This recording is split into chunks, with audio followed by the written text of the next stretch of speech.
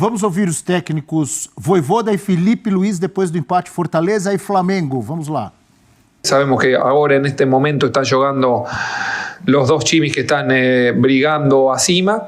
Hoy perdimos 2 puntos que nos deja un poco más longe de nuestro objetivo de brigar pelo título. Mas estamos brigando por cosas importantes y llegar faltando 3 rodadas, lutando acima, es un objetivo que no podemos esconder. Enquanto eu estiver aqui, o brasileiro sempre vai ser prioridade absoluta.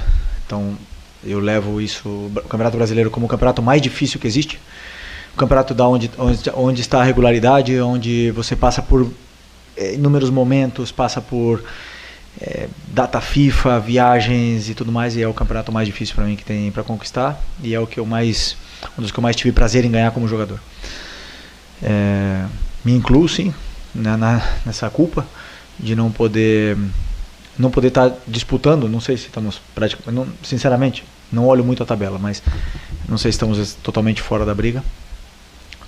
Mas eu acredito que jogos assim, contra Fortaleza, contra Palmeiras, contra Botafogo, sim, Inter, são jogos que é possível perder pontos, principalmente fora de casa, né? Isso acontece num campeonato, um grande campeonato disputado como o Campeonato Brasileiro. Jogos contra times de rebaixamento em casa, esses jogos são os que te dão o título no final do ano, entendeu? E esses aí é onde você tem que ter essa regularidade. Breiler Pires, de melancólico do Castelão. Melancólico? Foi legal o jogo. Mas os caras precisam ganhar para ser campeão. Não, mas foi um bom jogo, Abel. Foi um jogo interessante. A proposta do Felipe Luiz, interessante. Colocou 4 atacantes pela primeira vez. O Bruno Henrique formando a dupla clássica com o Gabigol, mas 2 pontos, Michael e Plata.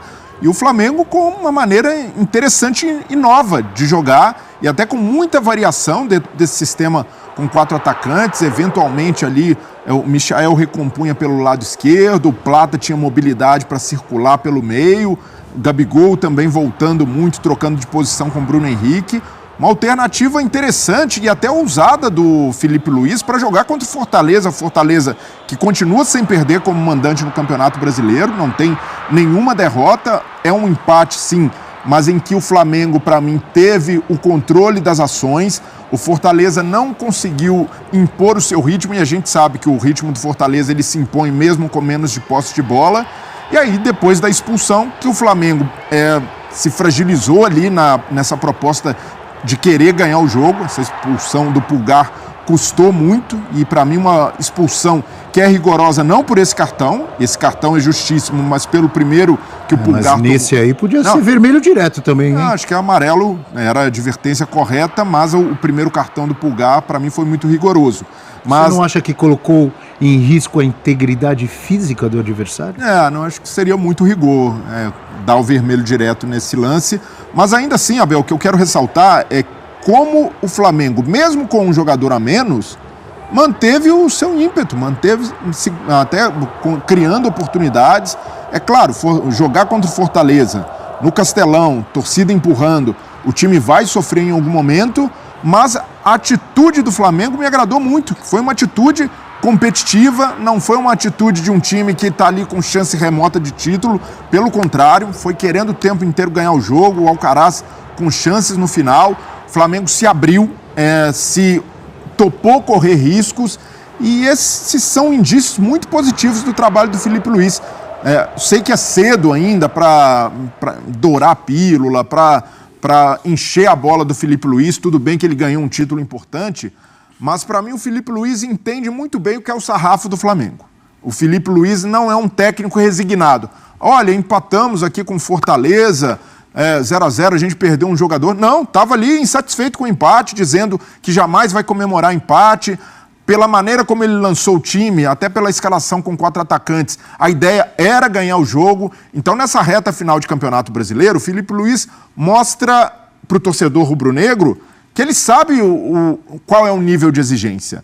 E isso é muito importante para a continuidade dele, porque ele sabe que no Flamengo ele já começa a temporada com a exigência de ganhar os principais títulos. E o brasileiro é um deles. Então o Flamengo pagou muito caro em algum momento por dar essa largada no Campeonato Brasileiro. Foi assim com o Renato Gaúcho, foi assim pelos erros sucessivos de planejamento, foi assim também com o Dorival, mas numa proposta que acabou dando certo, ganhando Copa do Brasil e Libertadores, mas o Dorival pagou o preço justamente por, na reta final do Campeonato Brasileiro, dar uma relaxada, então Filipe Luís não comete esse mesmo pecado.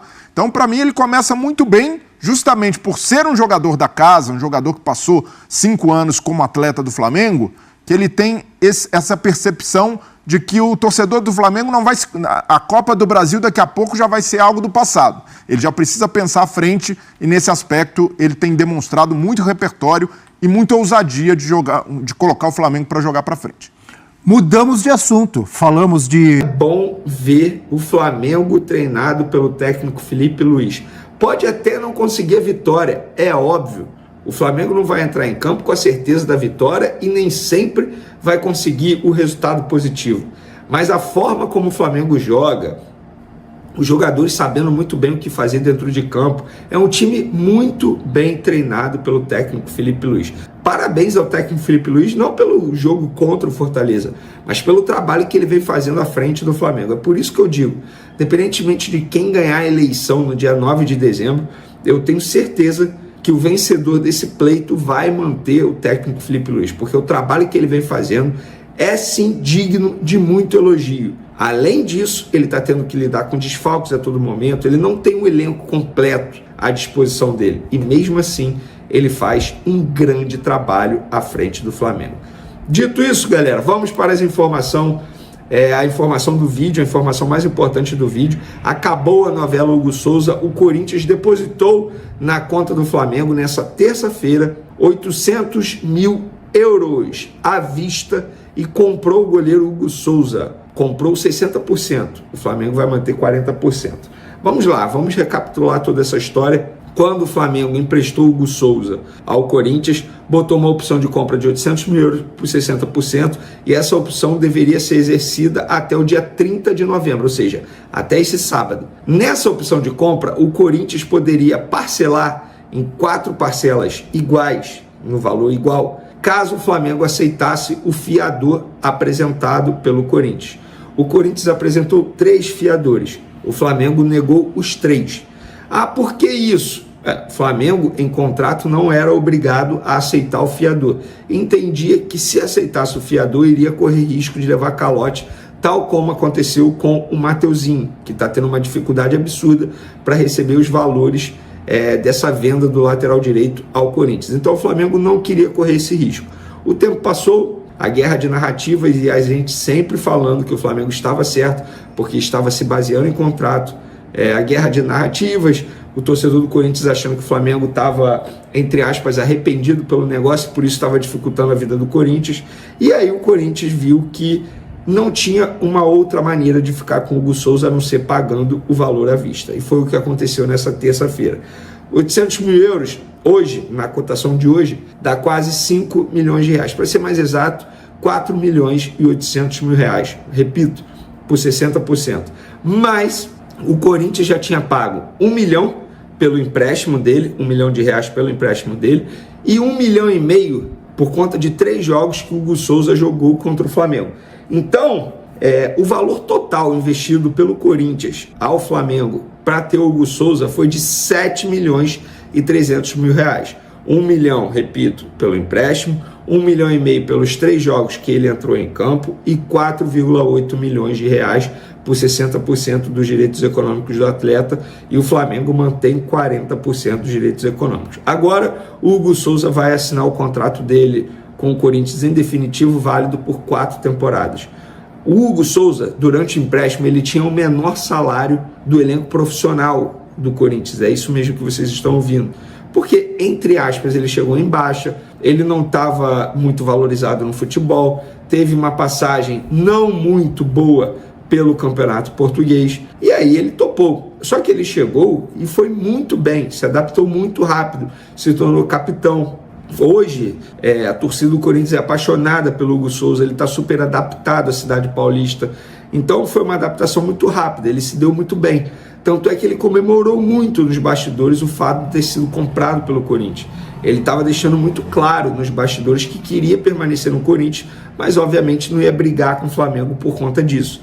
E aí o Hugo Souza comemorou, ele fez até um vídeo para Corinthians TV, estava ansioso por esse momento, algumas noites até sem dormir.